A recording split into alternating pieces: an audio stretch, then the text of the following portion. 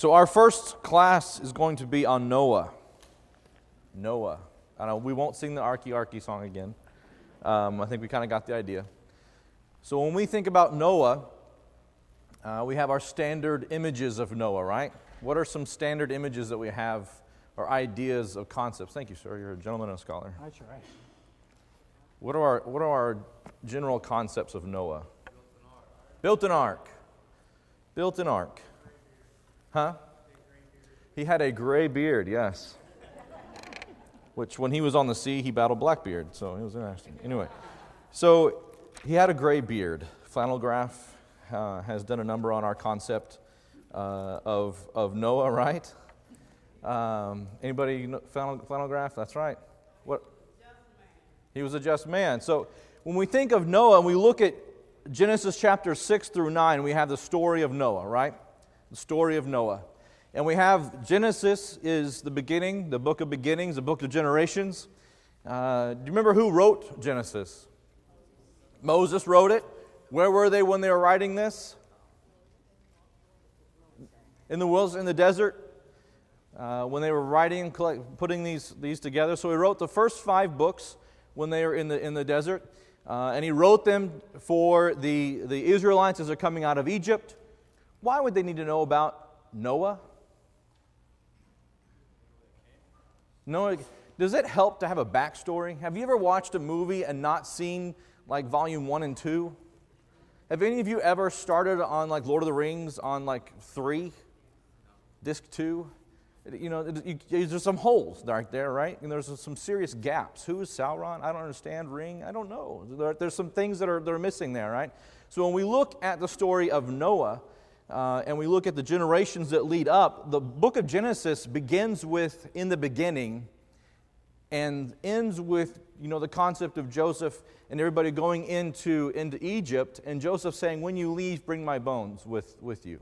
All right? So that's basically the bookends for us in Genesis. And so Genesis gives the Israelite people, gives them the concept of where they came from. Now, a lot of this obviously was probably passed down through oral tradition, so there were things that they kind of knew generally what the story was, but this was the inspired version of where they came from. And we start with mankind, right? Adam and Eve. Adam and Eve starts us off. They were in the garden. We're not sure how long. And then they sort of, messed up, right? Adam throws Eve under the bus. This woman you gave me, right? And we get the finger pointing come on. That's called marriage. And so they move on, and we move into what period? Or they're out of the garden, right? They're out of the garden. They're tilling the soil, doing things for themselves. And when Noah comes on the scene, we're 1,600 years after, in the beginning, God created. If you count up the genealogies that we have there, 1,600 years. A lot happens in 1,600 years. It's actually 1,656. A lot can happen. We've been a nation for how many years? Pop quiz. Mental math, what? I'm sorry? 239? Did you say 239? Okay. Almost. We're nigh unto, right? So 239, all right? Has a lot happened in our country in 239 years? Yes, a few things. Now imagine 1,600 years.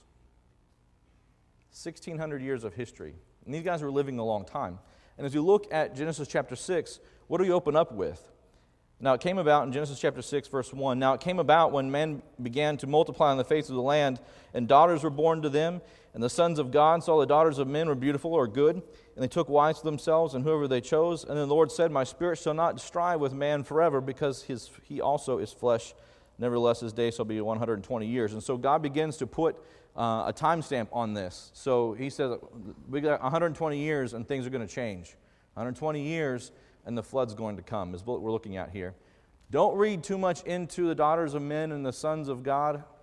There's a lot of people who want to read that into that. If we just read the text without our preconceived ideas, we have people who are following God who want to marry people who are not followers of God. That's the simplest explanation of that, okay? So as you read there, it's interesting that he begins to talk about this transition and people falling away from God. And what do we read here is one of the problems is happening. What's one of the problems? What's the issue here? They're falling away because of wickedness. Because the women did it, right? No. But they're unequally yoked, is what we'll read in 2 Corinthians, right? 2 Corinthians 6:14. We have they're leading each other away. So here we are moving into what's going on. And look at verse 6. What does verse 6 tell us? The Lord was sorry that he had made man on the earth, and he was grieved in his heart. Because verse 5 says, Then the Lord saw that the wickedness of man was great on the earth, verse 5, and that every intent and thoughts of his heart was only evil continually. And it grieved God that he made man. Eesh. Wouldn't want to be in that situation, right? Yes. So as we look at this text, he was sorry that he made man. The Lord said, I will blot out man whom I have created. The Creator says to the created, I'm gonna clean you off, and we're going to start over again. But who steps in here and helps us out? Look in verse 8. But Noah found favor in the eyes of the Lord. Noah was different than the whole world, apparently. Have you ever felt like that? Have you ever felt like that before? Like am I really the only one that thinks this is wrong? Have you ever been in a situation where you're looking around at what's happening? You're like, am I the only one that thinks this should not be happening right now? And apparently by what's going on, sometimes we've maybe been in small places where that's the case. But Noah literally was like the best there was on the planet. And so here's what's going on with Noah. And so as we give the timestamp on this, Noah is 1,600 years after creation, and everything is just gone downhill, okay? As far as the spirituality and people following after God, they're not following after God. And so God says, I'm going to just clean you off the face of the earth. And he uses water. And he saves Noah by giving them instructions. Now, what are the instructions that are given here? What does God begin to tell Noah?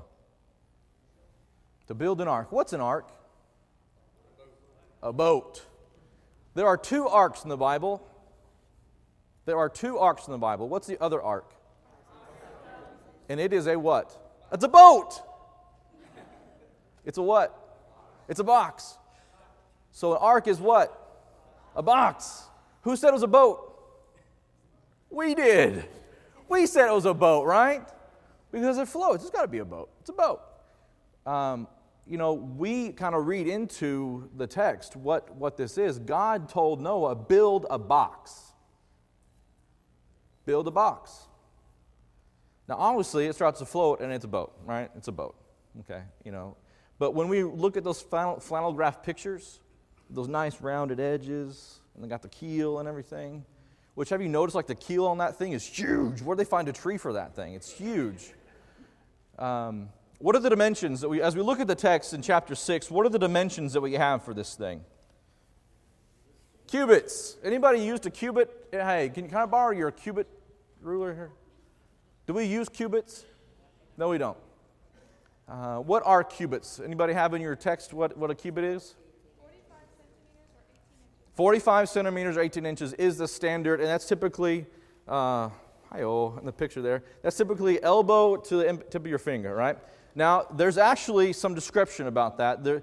So Noah was trained where when he was growing up as a boy? Or not Noah, I'm sorry, Moses. Moses, the author of this, in Egypt. There are some people who are saying, well, the Egyptian cubit was 22 and a half inches. And then there's some saying, well, the Syrian one is 15 inches. And so there's no standardization, right? I would like some standardization in the Bible. But hey, what can we do? So we take 18 inches as a general halfway point. And so we take 18 inches and we think about the size of the ark. We're looking at 450 feet for its length. Just to give you an idea, and David knew this, I'm not sure why he knew this, but he knew this, that the entrance over here, all the way to the end of where the pavement is, or over the grass, is about 450 feet. It's about how long that is. For the property, yes, for the property over here where you come in, where you have the nice signs and everything, from that entrance there all the way over to the canal, or where the pavement ends, is about 450 feet. Now, if you start using your that's a big box, right? And how tall is it? It's 45 feet high and 75 feet wide. That is a big box. Now, is it just a box? What else is going on with this image here? 3 decks, 3 layers. What else do we have going on structurally with the ark? A window. It says window, right? But what does the text say there about the window? What does it say about the window? Let's pick this apart.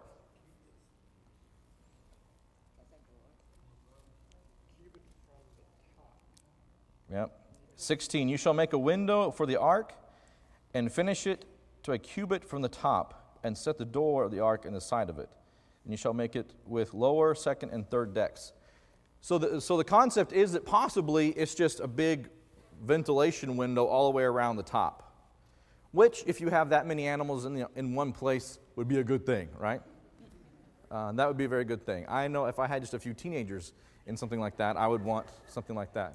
They're not in here. Yeah, okay. So that's good. Ventilation is very good, all right? Now, think about the concept of a boat. In this case, a box. Where are you going to put that door?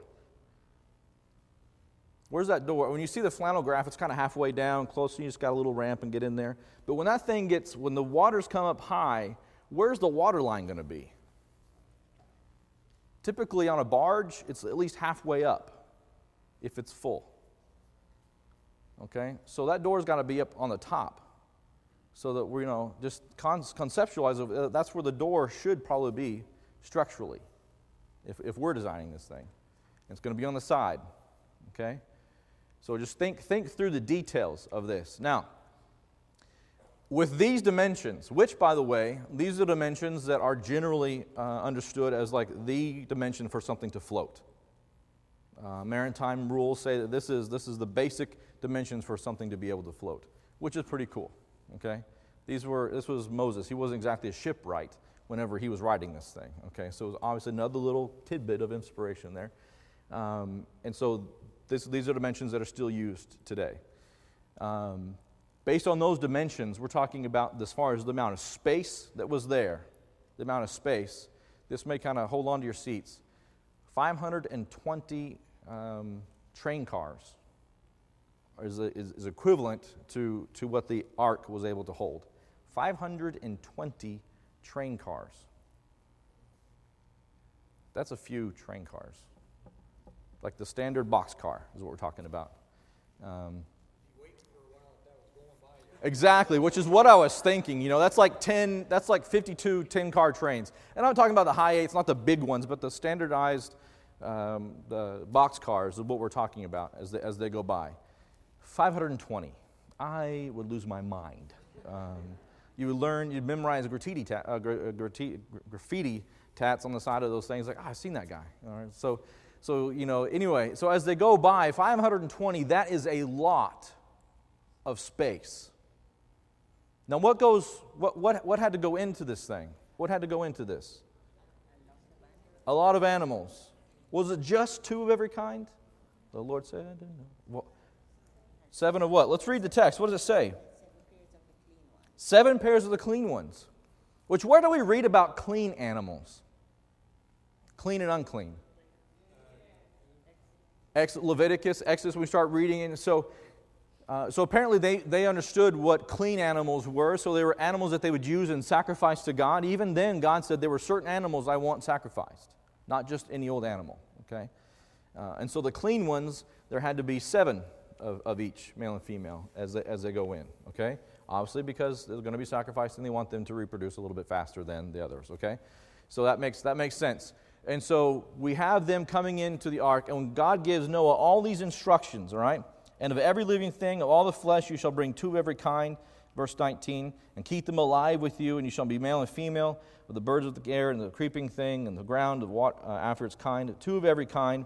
And you get down, and it goes through, and in verse 21, as for you, take for yourself some of all food, which is edible, and gather it to yourself, and it shall be for food for you and for them. Who's the them?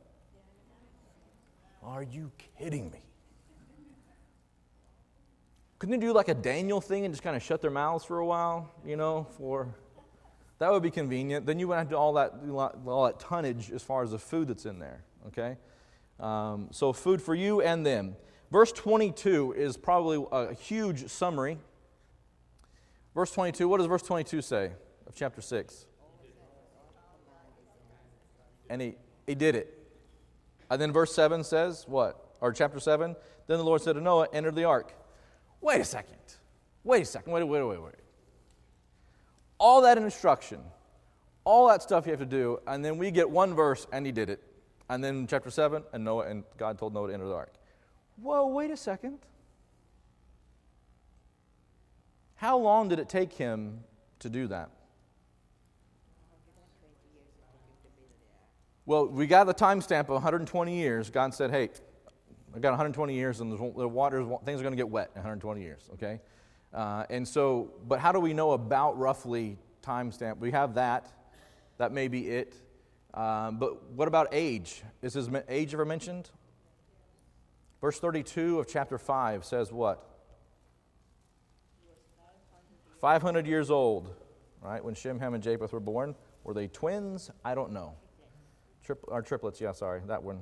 Apparently I don't know much. But anyway, so they may have been triplets. We don't know.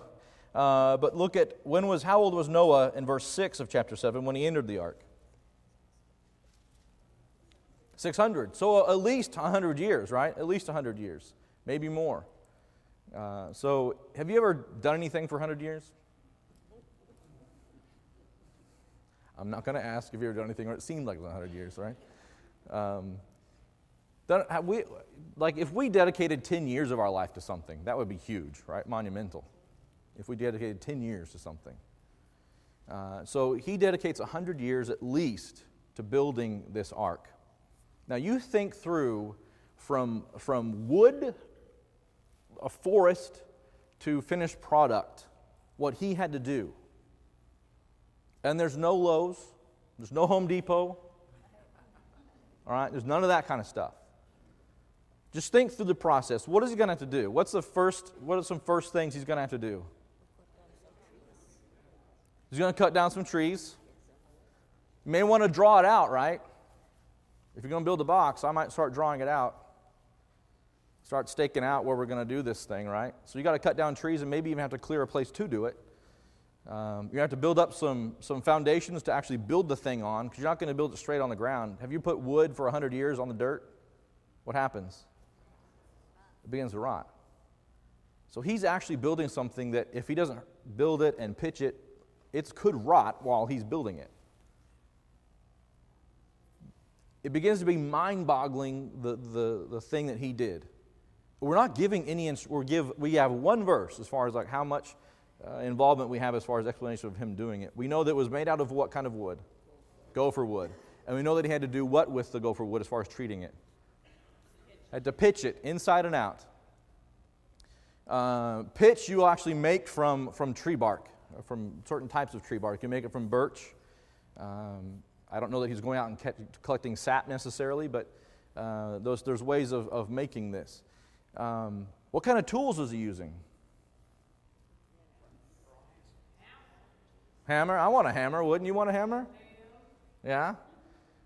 Did you know the Bible says a little bit about metallurgy? Look in Genesis chapter 4, verse 22.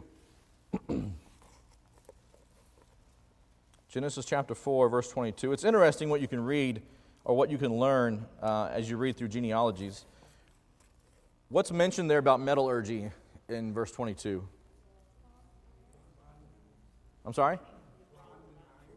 Bronze and iron. Tubal-Cain, the forger of all implements of bronze and iron. Wait a second. You mean this wasn't the Stone Age? And then the Bronze Age? And then the Iron Age? Where have you heard that before?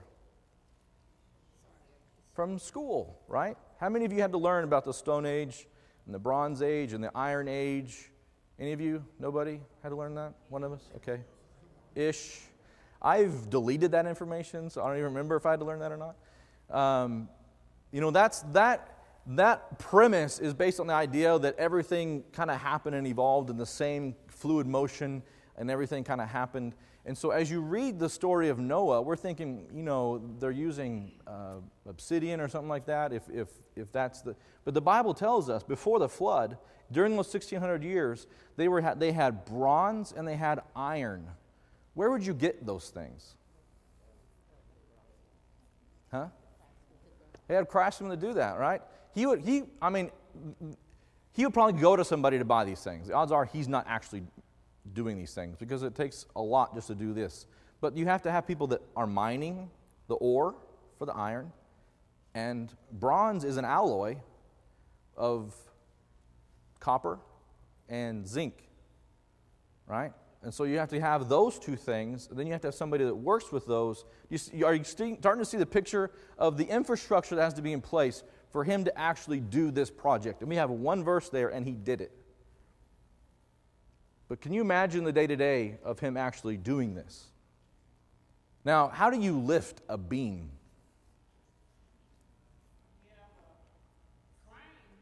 Crane would be nice.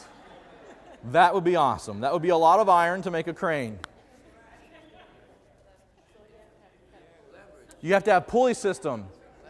Leverage, tackle and block, right? Yes, sir. Exactly. I mean, there's ways of doing this, guys. There's ways of doing this. Go ahead. Well, I was about to say, actually, that's all kidding aside, guys. It doesn't say this, okay? It doesn't say that he went all Barney Rubble on this, okay? But he did have large beasts of burden. They did have large beasts of burden, and we do have evidence in stone of man and animal, or man and dinosaur walking together. We have evidence of that, okay? And so it's not too far-fetched to think about that. Yes, ma'am. They were strong people. He may have hired out some day labor. He went down to, we don't know exactly how he did this. They may have been stronger. They lived longer, so they could go to the gym longer than we could maybe, but well,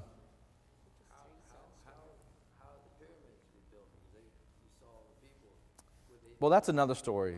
That's aliens involved, that one, obviously. But we got to really think about this concept.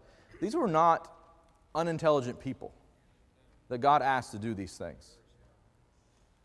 And as you look at 1,600 years of history, there's a lot of time to learn things and know things. Job is actually one of the oldest documents that we have in the Bible.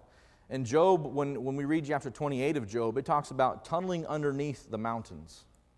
Tunneling underneath the mountains and finding copper and iron ore and how hot it is down there.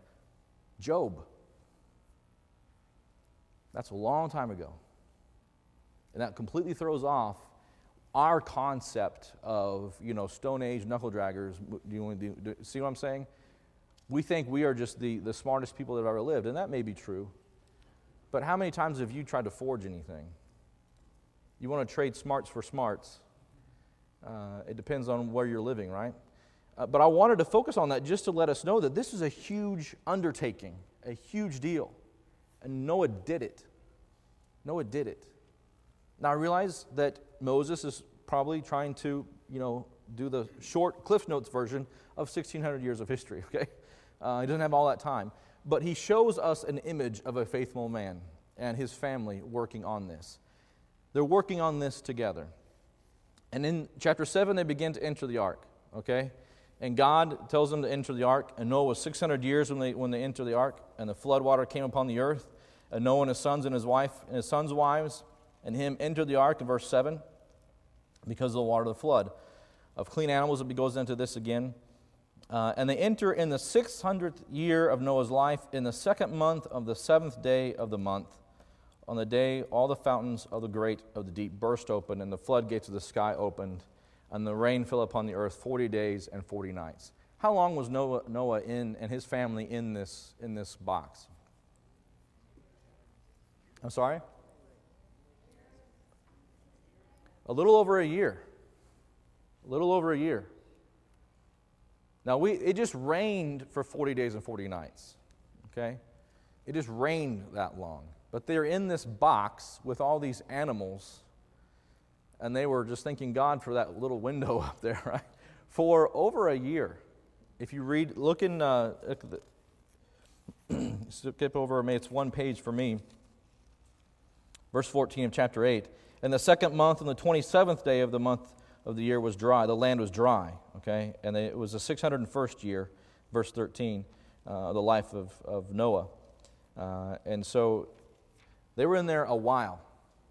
And so our flannel graph image of this event begins to take more life.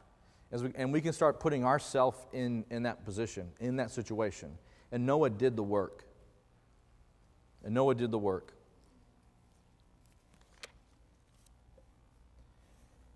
So they come out, and the story, as the story goes, there are several birds that are sent out to see kind of what's going on with the dry land, of what's happening. Do you remember how deep it got at the end of chapter 7? I'm sorry, you're saying it? 15 cubits above the highest point, which is about the halfway mark on the boat, right? Basically, that's saying we didn't drag bottom the whole time we were floating around. Can you imagine? Could you imagine? I imagine Noah being in a valley making this thing and looking up and seeing mountains and things around. That's just my imagination, okay? That's not in the text, but that's my imagination of where he is. And then he opens up to see what's outside, and he sees water as far as he can see. Have you ever been out in the water and it's all you see as far all the way around you? That's sort of eerie a little bit. Now imagine that you're the only people on the planet. Does that make it even a little more real? So when things begin to dry out and the ark rests on the mountains of Ararat and things kind of begin to reside and they're able to come out of the ark, where's all that infrastructure that was there before? It's gone. All that infrastructure, as far as other people knowing these trades and trading and that kind of stuff, that's all gone. A lot of knowledge was lost. What only knowledge that's there was what Noah retained and his sons. And so they begin to plant, and it's interesting here in chapter 9, as all this begins to take place, what happens, what does God tell to Noah? Be fruitful and multiply, right? He begins to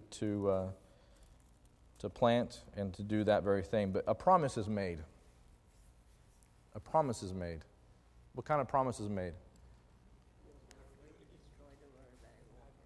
I'll never destroy the world again by water. And what does God actually say here? In verse 9, or chapter 9, verse 1. And God blessed Noah and his sons and said to them, be fruitful, multiply, and fill the earth. The fear of you and the terror of you will be on every beast. Now, they've been with these animals for a year feeding them. They might have had a relationship with these animals. And now he's saying they're going to be afraid of you. You're not going to have that anymore. Again, that's an assumption on my part, but if you're around an animal feeding it for a year, you might create a relationship with it. They might have names now, you know. They might be pets. For some children, they'd be pets. Vivian names every fish we catch sometimes. So they might have names, all right? Yeah. Yes, and so that God put that fear in them to get them out there and not be hovering around the ark anymore. So that becomes part of what changes for them. And so this promise is made. And he says, with everything that creeps on the ground, all flesh will see into your... So that's every moving thing that is alive shall be food for you, verse 3. I find that interesting because that's the first time we actually read of them eating meat. And I don't want to make a big deal about this because in Genesis, earlier in Genesis, we're told that they're eating, they eat of the plant and that kind of stuff. But this is the first instruction that they're actually eating meat. Now we know they sacrificed. Abel sacrificed, but that's just an interesting thing that makes you go hum. Can't really read into that too much, but just makes you go, didn't think about that. God says now you can eat them. Go chase them. They're running away. Go chase them. So here's just the image. And then God begins to tell them there's a rainbow going to be in the sky. And what does that rainbow mean? It's a sign. Now remember, before, how was everything watered? They didn't have rain before, right? They didn't have rain. The waters came up in a mist. And so now he's saying that this, and we understand what happens. Why is a rainbow made? Teachers, scientists, anybody? What happens? Refraction, yes. And we have the scientific definition over here that sunlight goes through raindrops, which creates refraction, and you have, yes. So I think it's interesting that as Noah sees rain clouds coming, he might be thinking, oh no, here we go again, right? He might have a little nervous twitch from experience on the boat. But there's a rainbow that says, nope, no, this is not a flood thing. This is not going to be like that again, okay? It's there. That's how nature, that's how science, tells us that's there. But God made it for us as a sign. Now, people have taken it and used the rainbow for many, many things, but it was God's first. And it was God's promise to us that what He says is faithful. So for these thousands of years since Noah, it hasn't rained. It hasn't rained, and we've been in a drought. It hasn't flooded the earth. It hasn't flooded the earth. God's promised and has been faithful in these things. Now, I find it interesting also in the timestamp on this, 1,656 years after God said in the beginning, and then it's from Noah on, it's like 2,500, I can't remember the exact date, 2,500 years to Christ. So, that's a big chunk of history, human history, world history, summed up in 9 chapters, right? It's a big chunk of history. So as we look at this, God really, He had been with them for that long and said, I'm done. Let's look at the New Testament and see what the New Testament says for us about Noah. There's some verses in the New Testament that give us some lessons that we can learn from Noah. Hebrews chapter 11 is probably one of the most famous concerning him. Hebrews chapter 11 and verse 7. What is Hebrews chapter 11? Talks a lot about what? Faith. Yes, talks a lot about faith. Okay. This chapter is pretty neat history-wise also. So we have Enoch, and then in verse 7 it says, by faith Noah, being warned by God about things not yet seen. What had he not yet seen before? Rain. Being warned about things not yet seen, in reverence prepared an ark for the salvation of his household, by which he condemned the world and became an heir of righteousness, which is according to faith. Now, what happened after the flood to the lineage of human race? The human race tree kind of went down to this, right? It got really narrow there with Shem, Ham, and Japheth, and then it started branching out again. And so we went from Adam, ballooned out, and then went whoop, down to Noah, and then Shem, Ham, and Japheth. And then Genesis begins to tell us to track Shem and see how the Israelites came through Shem and went into Egyptian bondage. And so again, we're tracking lineage through generations through the book of Genesis.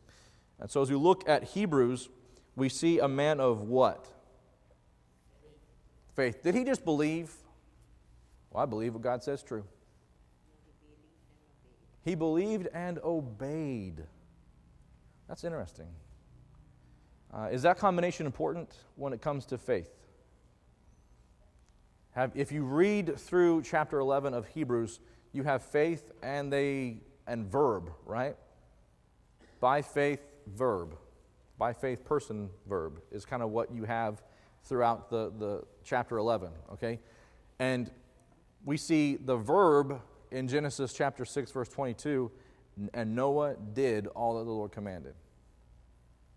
And then we talked about everything he did. So as every time he's chopping down a tree by faith, he's splitting that tree by faith because he knows that what God said happened. That was his day-to-day life. And not just building that, he also had to, they had to farm or whatever they had to do to maintain themselves also And so his day-to-day life, every action was an action of faith. Is there any kind of application to that to us today? Maybe a little bit? A big bit. By faith, I'm living a different life than those who are around me. I'm going to ask a couple of questions here. I'm not trying to be pointed at all, but where was the youth group for Shem, Ham, and Japheth? In the ark with the animals. They were the weird kids. They were probably homeschooled. I was homeschooled, by the way, so I can say that. Just through high school, though, so I'm a little bit normal. So as we look at their lives, where was their youth group? In each other. The family became an integral part. Shem, Ham, and Japheth could literally say, everybody else is doing it. They were the only ones in history that could literally say, well, everybody else is doing this. And you know what Noah could say? Well, they're going to drown. How well can they tread water, right? So what are we looking at here? We're looking at a family that is a solid family unit. And it was them against the world, literally them against the world, and God had their back. Parents, when it gets hard, this should be part of the verbiage of your family. It's us and them. It's us and them. We don't roll like they do. We don't act like they do. Well, I'm going to be different, and you better be different. You better be different. Now, that's faith in action, because you're going to have your kids are going to fight battles. Sending them to school. They're going to have to fight battles, spiritual battles over their souls. And there's some, and today it seems like they're fighting these battles a lot younger than they need to be. But they're not going to be prepared if we're not preparing them. And if they're not seeing you fight those battles. They've got to see if it's important to my family, if it's important to my mom, if it's important to my dad, and they've got to see it when they're young. It'll be important to them. Not all the time, because kids, they mess up. You can't expect perfection out of them. Because how many of you were perfect in your youth? Even David said, forgive the sins of my youth, right? We've been there, okay? But we need to help them through those things. What are some other lessons we can learn from Noah? We got faith, we have action. Look in 2 Peter chapter 2.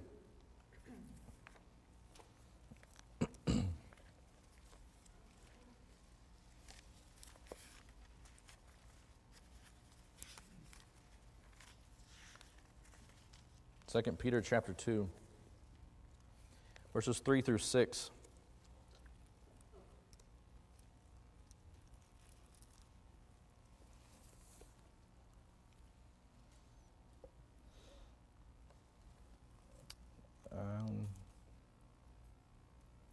Let's begin in verse 4. For God did not spare the angels when they sinned, but cast them into hell. And again, we're not going to go into that. That's another class, okay? So just don't ask questions about the angels and casting into hell right now. Committed them to the pits of darkness reserved for judgment, and did not spare the ancient world, but preserved Noah, a preacher of righteousness, with 7 others, when he brought a flood upon the world of the ungodly. And if he condemned the cities of Sodom and Gomorrah to destruction by reducing them to ashes, having made them an example of those who would live ungodly lives thereafter, and he rescued righteous Lot, oppressed by the sensual conduct of unprincipled men, for by what he saw and heard that righteous man, while living among them, felt his righteous soul tormented day after day by their lawless deeds. And the Lord knows how to rescue the godly from what? From temptation, and to keep the unrighteous under punishment the day of judgment, and especially those who indulge in the flesh and its corrupt desires and despise authority. So what do we learn from those examples? Those are some dark days in human history, right? Those are some dark days. This is where God said no and killed everybody because there was nothing left that was good. Even Abraham in that time says, even if there's like 10, God, would you save them if there's 10? And he's like, no, there's not. There's not any. And he tried to save them. He tried to barter with God in that way, but there wasn't. But what does this verse tell us in verse 9? Then the Lord knows how to rescue the godly from temptation. There is a way out. There is a way out. In the moment, Satan doesn't want us to feel like there's a way out, right? And in the case of Lot, when you read the story of Lot, the angels basically had to drag him out almost, right? They physically laid on of hands and took him out of the city. Did they save his wife? No, she turned back, right? Turned into a pillar of salt. But she did, yeah. She didn't obey. His daughters were morally gone from what they did with him in that cave. So Lot pretty much was all that was left. So we need to be careful with our influences, right? Be careful with where we're going to be living. Be careful with our influences and what we let into our families. But here's the situation. God knows how to rescue the godly. If you want out, there's a way out. But you've got to take that action. The door's open, you've got to walk through it. But God knows how to rescue those people. Look over in Matthew chapter 24. Another lesson we can learn about from Noah. By the way, this is not really meant to be a lecture. So if you have questions and comments that are relevant to the class, you're more than welcome to make them. Matthew 24, 37 and 38.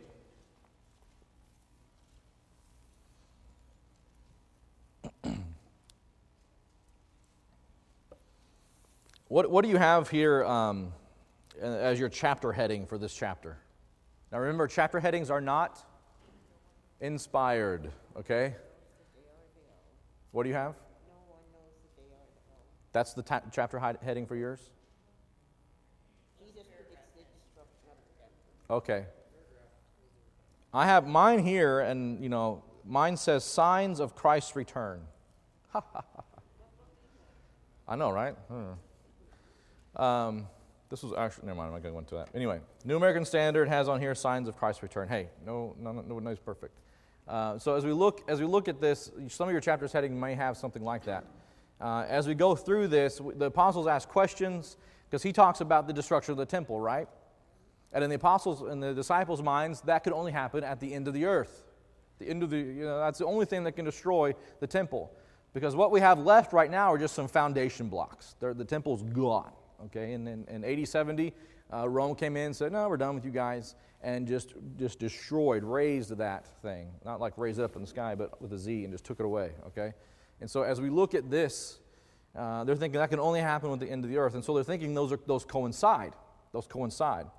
We begin in verse 36, talking about these things. He says, but of that day and hour no one knows, not even the angels of heaven, talking about the destruction of the world, not even angels in the heaven or the Son, but the Father alone.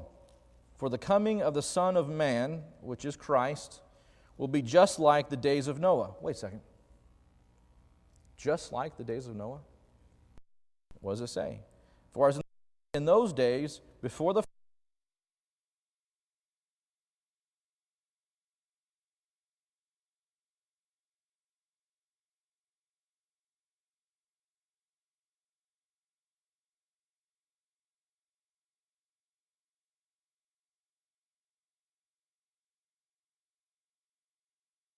from that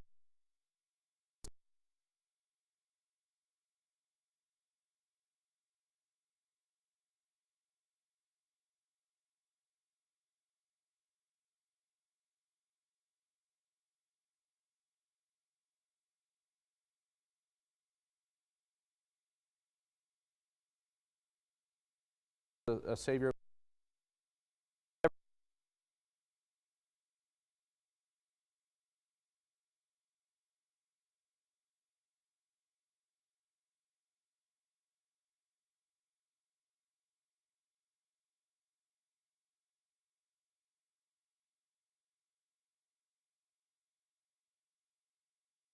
type of the Christ.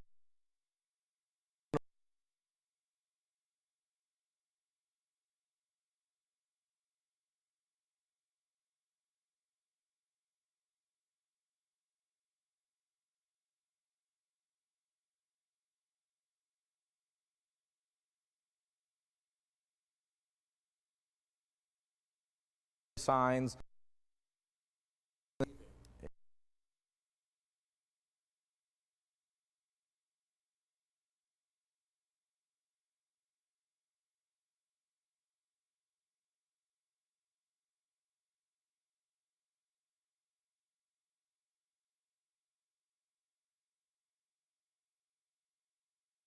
And it's just going to be too.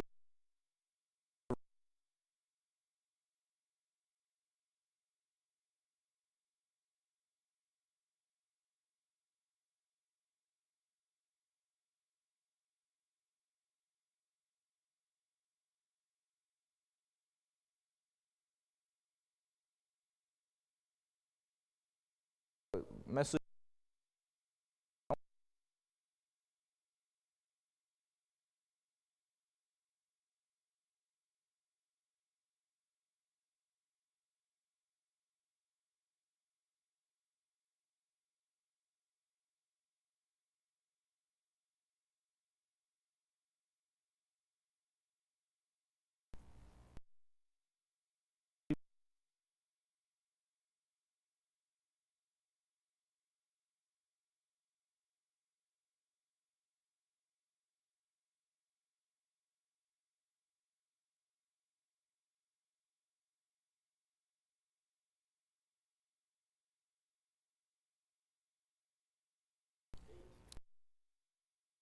Question is,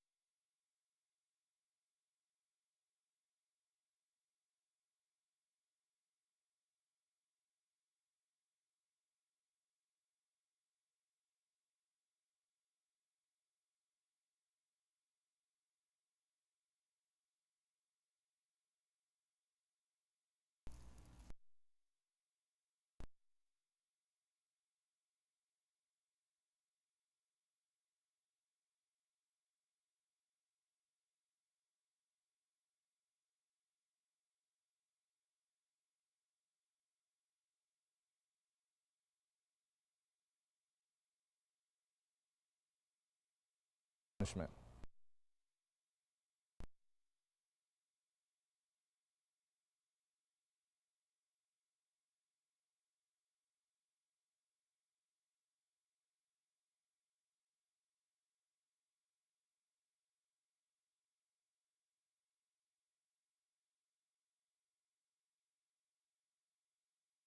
Build. You mean we're going to go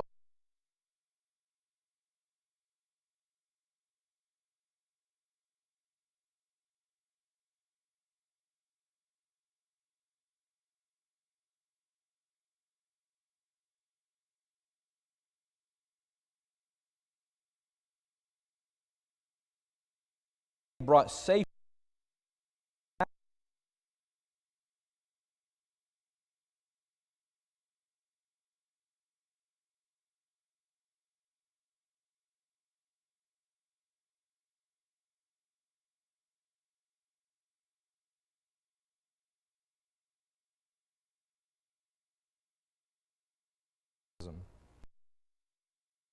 grind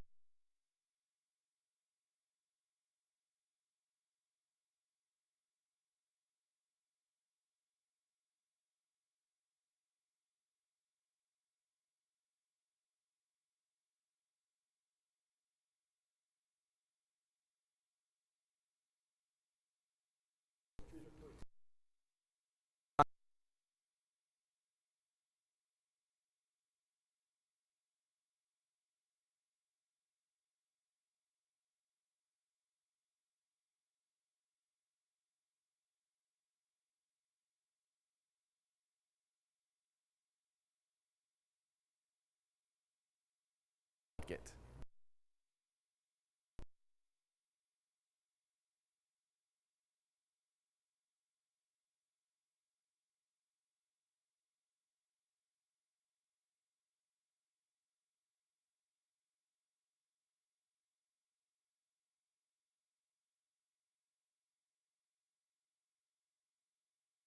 The concept of family.